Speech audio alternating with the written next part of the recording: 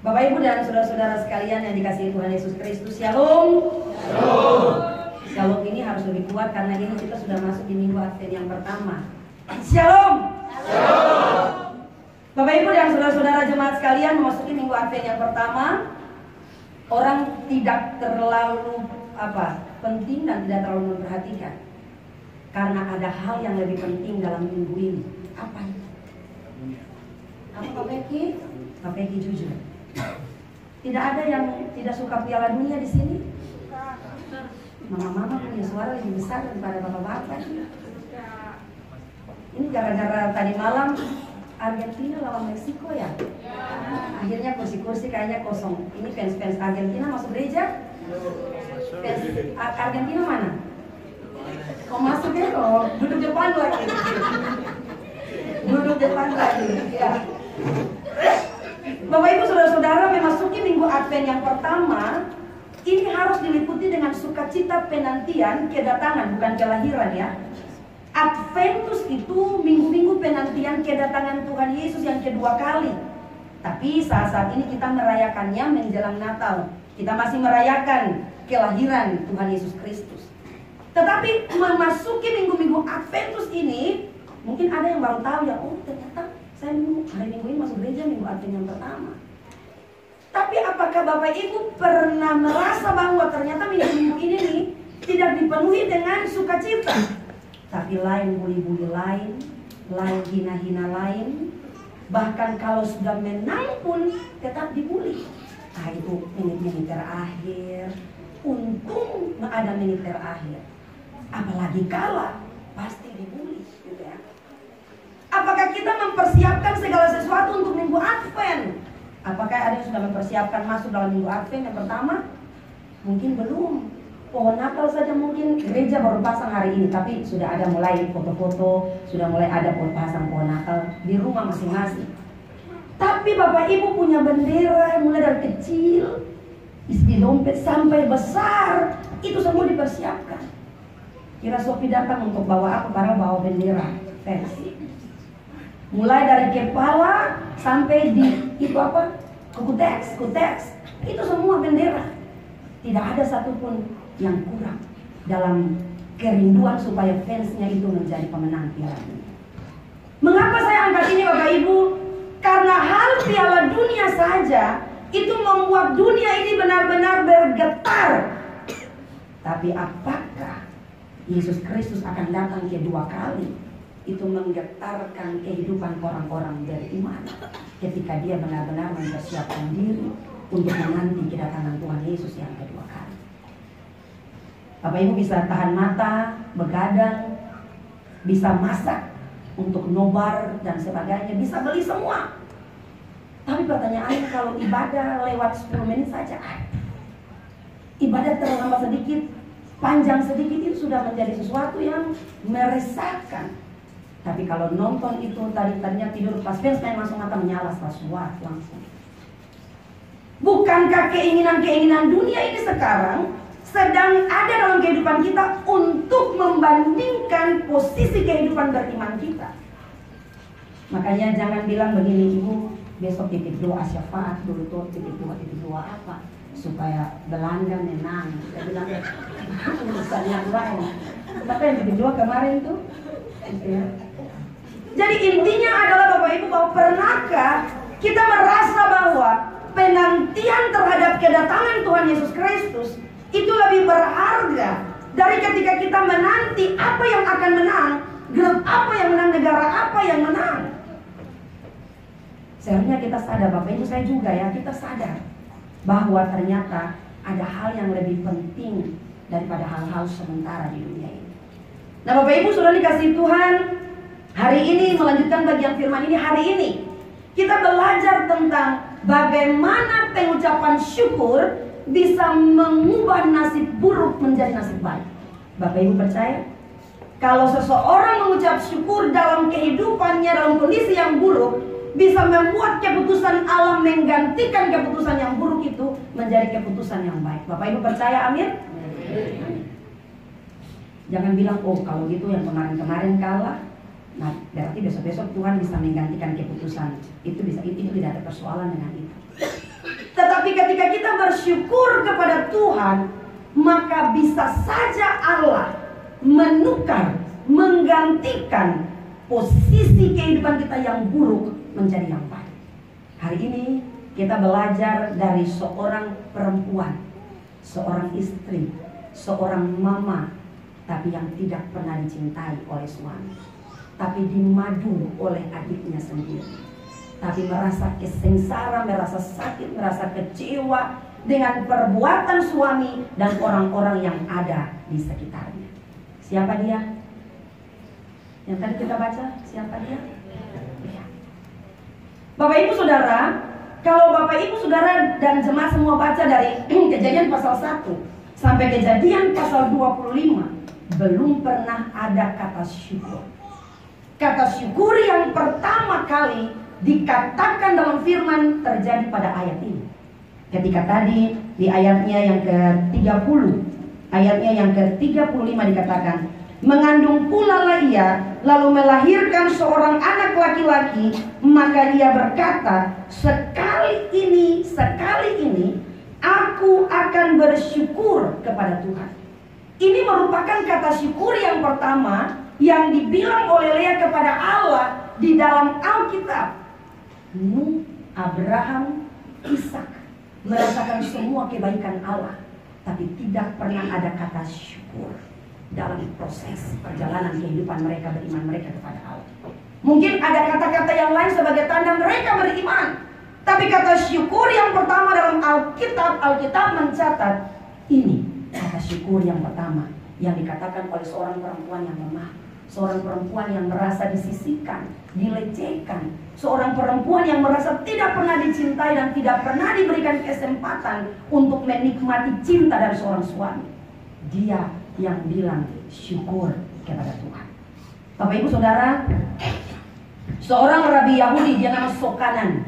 Sokanan dia bilang begini, sejak Tuhan menciptakan dunia, tidak ada kata terima kasih. Tidak ada yang bersyukur pada Allah sampai pada Lea. Dia seorang perempuan pertama, tokoh Alkitab pertama yang mengungkapkan rasa syukur itu. Dengan demikian Bapak Ibu Saudara, kalau kita bicara soal Lea sampai pada masa akhir hidup Lea, maka ada satu statement, ucapan syukur bisa mengubah nasib seseorang. Bapak Ibu Saudara, kita tahu kisah Yakub ya. Mengapa dia pergi ke Padan Aram? Bapak Ibu tahu kisah ini? Sudah lewat berapa tahun lalu ya untuk KBF ini. Ayahnya menyuruh dia untuk pergi mencari perempuan untuk dijadikan sebagai istri, karena ayahnya tidak mau Yakub mendapatkan perempuan yang tidak percaya kepada Allah. Dia tidak mau Yakub kawin dengan perempuan Kanaan yang menyembah berhala. Dan dia suruh pergi ke Padang Aram karena di sana ada keluarganya, dan ambil istri, seorang istri dari keluarganya. Dan dia pergi, dia ketemu dengan siapa pamannya? Pamannya Yakub nama siapa? Laban. Laban. Masih ingat nama Laban? Masih? Ya. Dia ketemu dengan Laban. Laban punya 2 anak perempuan. Satunya Lea dan adiknya Rahel. Dikatakan bahwa dia sangat jatuh cinta kepada Rahel karena alasan cantik parasnya. Rahel cantik parasnya. Tapi apa yang terjadi Bapak Ibu? Ketika dia sudah bekerja 7 tahun, kemudian waktunya dia mendapatkan Rahel, ternyata yang diberikan pertama kali dalam perkawinan itu adalah kakaknya Rahel, yaitu Lea. Dengan alasan, Laban memberi alasan bahwa di dalam kehidupan orang-orang Israel pada saat itu, si kakak tidak boleh ditinggal kawin oleh adiknya. Adik tidak boleh kawin lebih dulu daripada kakak. Makanya diberikan Lea, anak yang tua. Kemudian dalam satu perjanjian dia bilang 7 hari lagi kamu nikah dulu sama Lea. 7 hari lagi saya akan berikan Rahel kepadamu. Tapi dengan catatan, engkau harus bekerja 7 tahun lagi kepadamu. Kita bicara kalau suami, anak-anak muda mau menikah, ini merupakan firman yang bagus. Tapi pernahkah Bapak Ibu pernah melihat apa sih kelebihan Lea dibandingkan dengan Rahel. Ternyata Alkitab juga tidak mencatat apa-apa kalau dia itu cantik. Itu berarti bahwa ternyata kecantikan dari seorang Rahel itu mengalahkan hati dari Yakub terhadap Lea. Bapak Ibu Saudara dikasih Tuhan, kita bisa bayangkan ya, kalau Lea begitu sangat menderita sebab adiknya itu sering dipuji-puji, sering dikejar-kejar. Bahkan dia lihat suaminya bekerja 7 tahun dengan giginya untuk mendapatkan adiknya. Dia dimadu oleh adiknya sendiri. Ini pasti sesuatu yang sangat berat, sesuatu yang sangat mengecewakan, sesuatu yang menyesakkan hidupnya. Bahkan Alkitab berkata ketika mereka sudah tinggal satu rumah, Alkitab berkata, tetapi Yakub lebih mencintai Rahel daripada mencintai Lea. Baru dapat suami punya WA dengan mantan saja, istri-istri mana? Biasa saja. Tak apa-apa tuh. Itu sudah stres. Apalagi ini tinggal serumah. Bahkan dikatakan dalam kehidupan satu rumah itu ternyata suaminya lebih sangat mencintai, memperhatikan, peduli terhadap adiknya sendiri, Rahel. Itu berarti Lea tidak dapat apa-apa. Bapak Ibu Saudara, dari bagian ini pastinya ada kepahitan dalam kehidupan seorang Lea. Tetapi hal yang paling penting di sini adalah mari kita lihat bersama bahwa kepahitan dalam hal-hal yang buruk bisa diubah saat kita mempunyai sikap yang benar terhadap situasi dan kondisi yang kita alami. Bapak Ibu Saudara, seorang Adolf Hitler, Bapak Ibu pasti pernah dengar tentang dia. Dia punya banyak kepahitan yang membawa masa depannya itu menjadi pembunuh kelas kakap. Ayahnya kasar tiap hari, dan kecil sampai besar dia selalu menyaksikan bapaknya selalu pukul mamanya. Bahkan injak ketok kepala sampai berdarah di depan dia dalam pertumbuhan sampai dia besar. Kemudian suatu saat dia pergi ke toko tetangganya. Dia bawa uang tidak cukup untuk membeli sesuatu. Lalu pemilik toko bilang, dasar miskin, kalau tidak ada uang jangan datang belanja di toko saya. Bukan itu saja Bapak Ibu, ketika dia pergi di tempat-tempat pelacuran, setelah dia melacurkan dirinya dengan perempuan-perempuan di situ, dia dipermalukan, dikasih keluar telanjang dan dipermalukan di hadapan semua perempuan-perempuan. Ayahnya seorang Yahudi, pemilik toko itu seorang Yahudi, perempuan pelacur itu seorang Yahudi. Akhirnya dia bertumbuh dengan kepahitan terhadap orang-orang Yahudi. Apa yang terjadi? Ketika dia memegang tampuk pemerintahan pada saat itu, dia menjadi seorang pemimpin, maka dia membantai kurang lebih 6 juta orang Yahudi, termasuk 300.000 anak-anak dari bayi sampai anak-anak masa sekolah. Kenapa dia melakukan itu? Karena kepahitan yang dia tidak bisa kelola, karena kekecewaan dengan orang-orang yang ada di sekitarnya. Tetapi Lea berbeda. Dalam kepahitannya, dalam kekecewaannya, dia menjaga hatinya. Bahkan dikatakan sampai dia sudah kasih 4 anak laki-laki untuk Yakub. Dia tidak diperhatikan, dia tidak dicintai. Tetap dia katakan, dia mengucap syukur kepada Allah. Dan ucapan syukur yang dia berikan kepada Allah itu mengubah nasibnya. Nanti kita akan lihat bagaimana nasib Lea lebih penting, lebih baik, lebih beruntung sedikit daripada Rahel di masa-masa akhir kehidupannya. Dengan demikian Bapak Ibu Saudara, bukannya karena sudah harmonis lalu satu keluarga bisa mengucap syukur, tetapi harus membalikannya. Karena mengucap syukur dalam segala situasi, maka keluarga yang tadinya tidak harmonis, tidak bahagia, bisa menjadi bahagia. Dengan apa? Dengan bersyukur. Bukan karena kita punya persoalan yang sudah selesai dulu lalu bersyukur, tapi ketika kita berhadapan dengan setiap persoalan-persoalan hidup, ketika kita bersyukur, maka kita kuat untuk berhadapan dengan setiap persoalan-persoalan hidup yang Tuhan izinkan terjadi dalam kehidupan kita. Dengan demikian Bapak Ibu, sekali lagi, pengucapan syukur yang kita berikan sungguh-sungguh kepada Allah bisa menghadirkan hal-hal yang baik di balik, ya saya bilang, di balik hal-hal yang mungkin tidak baik terjadi dalam setiap kehidupan kita.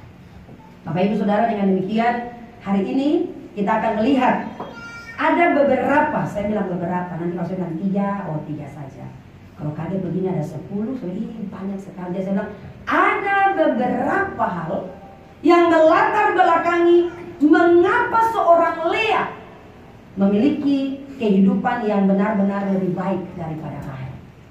Nah, mari kita ceritakan ini bersama-sama supaya ketika kita bicara kita tidak hanya Rahel, Yakub, Rahel, Yakub, Rahel, Yakub, tapi mari kita sisihkan waktu sedikit untuk bicara spesialkan seorang Lea sedikit. Ketika dia mengalami kepahitan, apa yang dilakukan sehingga akhir kehidupannya dia lebih baik daripada Rahel.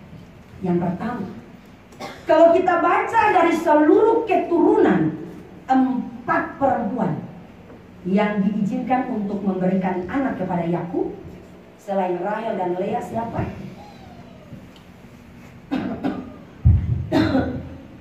Dua budak, guru sekolah minggu, majelis. 2 budak, Bilha dan Silpa. 4 perempuan itu memberikan 12 anak laki-laki dan 1 anak perempuan kepada Yakub. Tetapi Bapak Ibu, di catatan Alkitab dan seluruh sejarah Alkitab yang mengatakan bahwa ternyata keturunan Lea, garis keturunan Lea ditambah dengan budaknya Silpa memberi 8 suku Israel kepada Yakub. Kalau Lea tidak dicintai oleh suami, tetapi berkatnya Rahel memberikan 2 anak, tetapi Lea memberikan 4 anak ditambah dengan 1 anak perempuan, yaitu Dina. Jadi ini merupakan sebuah penilaian yang luar biasa secara alkitabiah, bahwa meskipun dia tidak dicintai, tapi dalam garis keturunan dia memberikan berkat keturunan dan generasi yang lebih banyak kepada Yakub. Dan dalam garis keturunan 12 keturunan Israel, dia punya keturunan ada 4 masuk di sini. Dari sini Bapak Ibu, kita bisa belajar bahwa orang bisa saja disisihkan, orang bisa saja dilecehkan, orang bisa saja tidak dipedulikan, orang bisa saja tidak ada di posisi yang pertama. Bisa saja secara penampilan dia tidak cantik, dia tidak dipuji, dia tidak punya kesempatan untuk dilirik baik oleh orang lain. Tetapi saat dia punya hati yang sungguh-sungguh berkenan kepada Allah, maka dia memiliki berkat double yang Tuhan siapkan dalam kehidupan. Seringkali kita pikir ya, yang pertama itu hebat, yang baik itu luar biasa, yang cantik itu senantiasa diperhatikan ya. Bapak Ibu laki-laki ya, bapak-bapak yang laki-laki, kalau Bapak Ibu jalan, kalau bapak-bapak jalan di jalan, atau yang pemuda-pemuda jalan di jalan, terus ada 1 baju merah dan 1 baju hitam. Yang baju merah ini dia sudah wajahnya agak coklat tua sedikit, tidak hitam, coklat tua sedikit. Lalu kemudian rambutnya sudah acak-acakan, kemudian mukanya berjerawat sekali, kemudian badannya gemuk sekali. Sedangkan yang baju hitam ini, dia ramping, rambutnya sampai di pinggul, pokoknya dia cantik, putih, mulus sekali, luar biasa. Yang Bapak Ibu, baju merah atau baju hitam? Dan merah baju hitam atau itu? Kadang dalam perhatian kita, pandangan kita, itu lebih cepat tertuju kepada mereka yang secara penglihatan mata kita itu hebat, itu baik, itu cantik, penampilannya luar biasa. Makanya orang sering berlama-lama di depan kaca. Makanya semua yang tentang penampilan itu selalu yang pertama. Tapi hari ini saya mau bilang satu hal buat Bapak Ibu. Lea tidak cantik paras, tapi Lea dapat berkat double dari orang yang lebih cantik dari dia. Lea tidak diperhatikan oleh suami, tapi karena pemahaman dan pandangan iman kepada Allah lebih daripada Rahel, dia tahu mengucap syukur tepat pada waktunya. Meskipun secara jasmani dia tidak punya kelebihan apa-apa, tapi secara iman dia punya kelebihan di hadapan Allah. Maka itu yang menjadi pusat perhatian Allah kepada Lea. Yakub melihat perawakan, tapi Allah tidak melihat perawakan. Yakub melihat kecantikan, wajah dan penampilan, tapi Allah melihat kecantikan hati nurani dari seseorang yang mau terus menyerahkan hidupnya kepada Allah. Saya percaya Bapak Ibu tahu rahasia mengapa sampai Daud dipilih. Papa mamanya, kalau dia mau bilang kepahitan, ada satu bagian firman Tuhan nanti kita akan lihat bersama di Mazmur. Meskipun ayah ibuku meninggalkan aku. Mengapa dia tulis itu? Karena dia punya sejarah kelam. Ketika dia akan diangkat menjadi seorang raja, papa mamanya tidak perhatikan dia. Papanya menghadirkan semua kakak-kakaknya yang tinggi, yang ganteng, semua ada di situ. Sedangkan Daud dia suruh pergi untuk menggembalakan beberapa kambing domba. Tapi ketika Samuel mau makan bersama dengan semua anak-anak dari Isai, dia bilang masih ada kurang satu anak.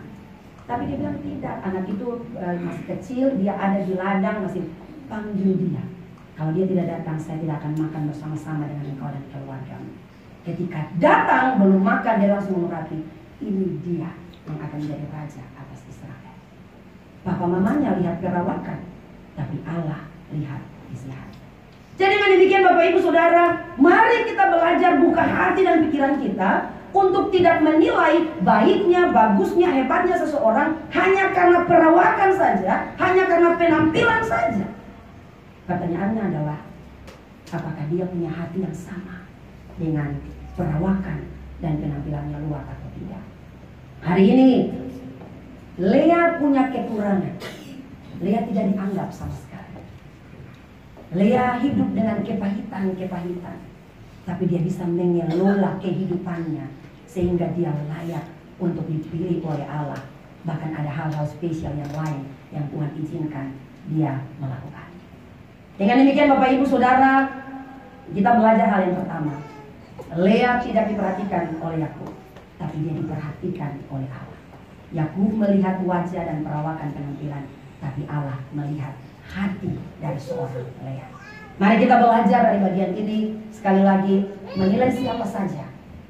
Kita tidak boleh fokus hanya untuk mereka yang bagus, mereka yang punya talenta luar biasa. Tapi mari kita adil untuk melihat bahwa ada orang-orang yang di sekitar kita yang Tuhan siapkan, punya hati yang luar biasa, yang benar-benar tahu untuk mengendalikan kehidupannya dari setiap situasi, sehingga dia tahu mengucap syukur kepada Tuhan. Kemudian yang kedua, mengapa justru Lea yang tidak dicintai oleh Yakub, tetapi dia diberkati oleh Allah? Bapak Ibu Saudara, garis keturunan Lea itu orang-orang pengaruh. Sedangkan memang Yusuf, kalau kita bicara dari awal penciptaan sampai garis keturunan yang diberkati, kita pikir Yusuf. Tapi ada yang lebih diberkati lagi dari keturunan Lea. Bapak Ibu tahu, seorang Lewi, dia adalah keturunan dari Lea. Lewi adalah keturunan imam. Harun dan Musa juga adalah keturunan imam dan berasal dari Lea. Kemudian Daud adalah keturunan raja, dan dia juga adalah keturunan dari Lea. Daud, Salomo, dan sampai pada Rehabiam. Ada orang tua yang dianggap tidak bisa punya pekerjaan apa-apa, ya. Anak-anak ya, orang tua yang cuma petani biasa, orang tua yang tidak dipandang dalam masyarakat. Tapi mereka punya anak-anak itu menjadi anak-anak yang berhasil. Karena mereka mungkin tidak bisa kasih manja dengan harta dunia. Tapi bukan mungkin ya pasti. Tiap malam lutut selalu bertelut dan sampaikan satu-satu anak punya nama kepada Tuhan. Mungkin ada anak-anak yang bayar uang sekolah tepat pada waktunya. Tapi ada anak-anak yang mau bayar uang sekolah tunggakan 2-3 bulan dulu. Mungkin anak-anak yang lain bisa makan di restoran, sedangkan anak-anak yang makan di rumah saja dengan susah payah. Tapi apakah Bapak Ibu dan saudara-saudara percaya, anak-anak yang dididik dengan hidup takut akan Tuhan, Allah akan menjanjikan masa depan yang terbaik untuk mereka. Karena kita belajar dari seorang Lea, bahwa dia belajar untuk mendasari seluruh kehidupannya dengan mengucap syukur kepada Allah. Dan dia punya anak-anak menjadi anak-anak yang luar biasa. Dengan demikian Bapak Ibu Saudara, kita menjadi pribadi-pribadi yang tidak hanya melahirkan anak-anak kita di dunia, tapi mari kita menjadi ibu, menjadi bapak, menjadi orang tua yang terus menyerahkan anak-anak kita kepada Allah, sehingga masa depan mereka menjadi masa depan yang diberkati oleh Tuhan. Itu yang kedua. Kemudian yang ketiga Bapak Ibu, mengapa orang-orang yang tersingkir termasuk Lea, yang disisihkan dan yang tidak dianggap, nasibnya lebih baik kalau garis keturunan sampai pada Mesias. Mesias itu berasal dari keturunan siapa? Dari suku Israel siapa? Yehuda. Dan Yehuda itu adalah salah satu anak yang dilahirkan oleh Lea, bukan Yusuf dan bukan Benjamin. Dan itu berarti Bapak Ibu Saudara, kemuliaan orang tua itu diangkat. Pernahkah Bapak Ibu dan saudara-saudara pulang lalu jumpa dengan orang tua, dan orang tua peluk lalu menangis, lalu orang tua bilang, aduh sudah lama tidak datang. Sekali datang itu langsung ada tetangga buka korden, pulang bawa apa ya? Bapak Ibu pernah lihat salah satu video TikTok yang viral itu, yang papa mama datang dari Ambon, anaknya marga apa itu, yang tes bintetan apa itu ya, tes, iya, anak perempuannya itu siaran amual ya, gitu. Orang tuanya langsung merasa bahwa hidup ini hanya menjadi sesuatu yang bisa bersyukur karena anaknya bisa membanggakan dia. Saya mau bilang, kebanggaan itu bukan soal nanti jadi sarjana dulu. Kebanggaan itu bukan soal nanti dia dapat nilai baik, nanti dapat posisi yang seperti yang kedua tadi. Tapi kebanggaan yang diberikan oleh kita kepada orang tua adalah hidup untuk memberikan mereka bisa angkat muka dan lihat anak-anak saya hidup baik, anak-anak saya hidup tertib, anak-anak saya hidup waktu saya suami istri, anak-anak dengan mereka, dengan anak-anak, dengan cucu-cucu, hidup waktu saya satu dengan yang lain. Dan itu lebih berharga diberikan dalam kehidupan setiap orang. Mesias datang ke dunia ini untuk menjadi juru selamat dan untuk menyelamatkan kita. Apakah dia mendapat mahkota di dunia ini? Apakah dia mendapat penghargaan di dunia ini? Apakah dia mendapat harta di dunia ini? Tidak. Dia tidak punya jabatan apa-apa ketika dia datang di dunia ini. Bahkan dia disiksa, dia dibunuh, dan dia mati.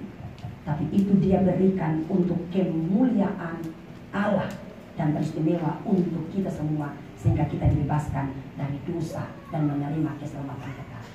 Siapa yang bangga?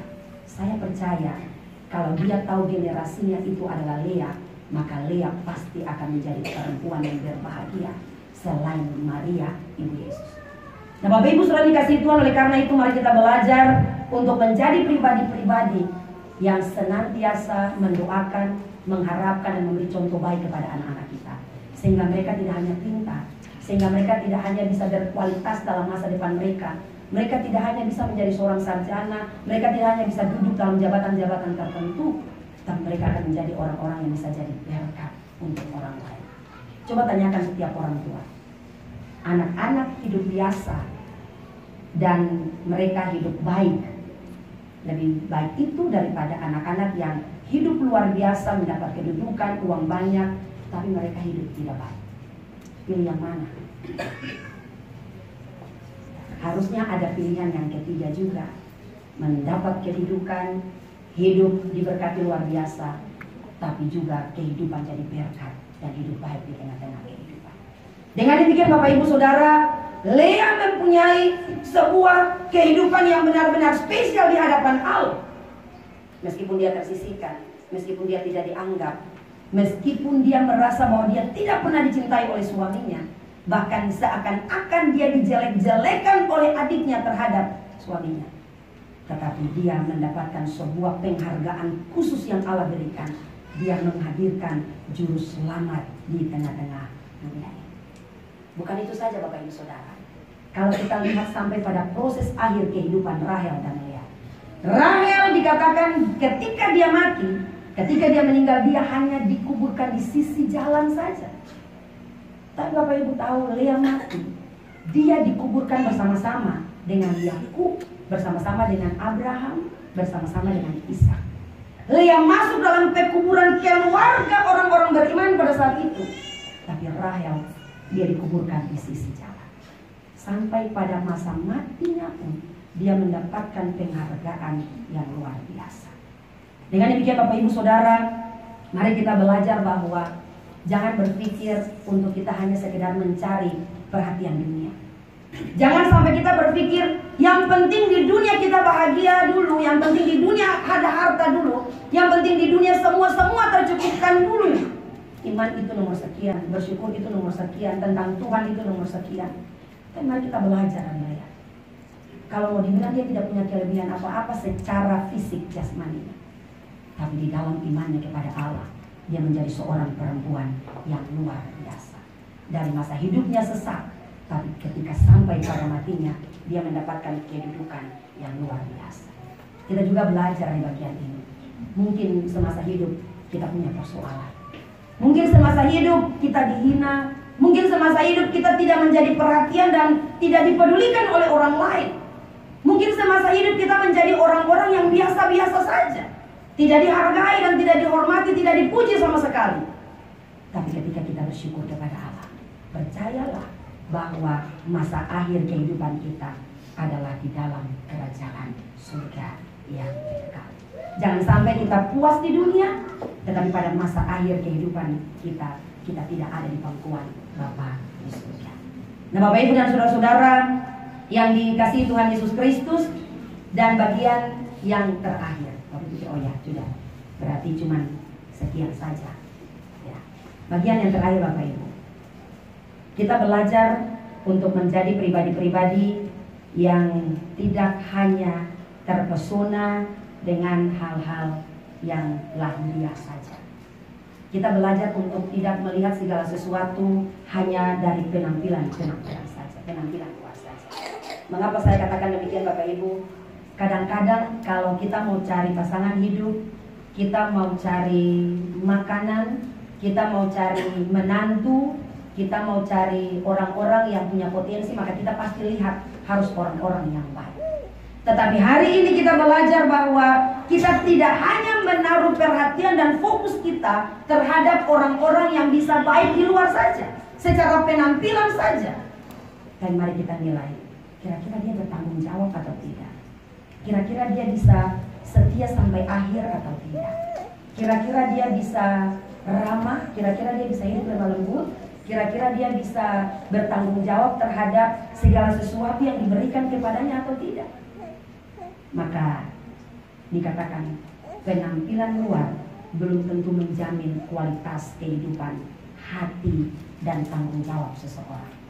Tetapi ketika seseorang tidak dalam penampilan yang baik, tapi hidupnya bertanggung jawab, hidupnya setia, hatinya luar biasa baik, maka percayalah itu menjadi bagian perhatian dari Tuhan. Bahkan saya percaya itu menjadi jaminan sehingga masa depan pasti diberkati. Nah, Bapak Ibu dan saudara-saudara dikasihi Tuhan Yesus Kristus, ketika kita belajar dengan seorang Lea, mari kita belajar bahwa benar-benar Lea menjadi seorang pribadi yang bukan sekedar mendapatkan apa yang dia rindukan saja, bukan sekedar dia bisa melahirkan anak-anak kepada Yakub saja, tapi mari lihat beberapa hal. Yang pertama, seorang anak laki-laki pertama yang dilahirkan kepada Yakub, dia punya nama Ruben. Ruben itu artinya Tuhan melihat. Anak kedua, Simeon. Simeon itu artinya Tuhan mendengar. Anak yang ketiga, Lewi. Lewi itu artinya aku mengikat hidupku dengan Tuhan dan keluargaku. Dan yang keempat, Yehuda.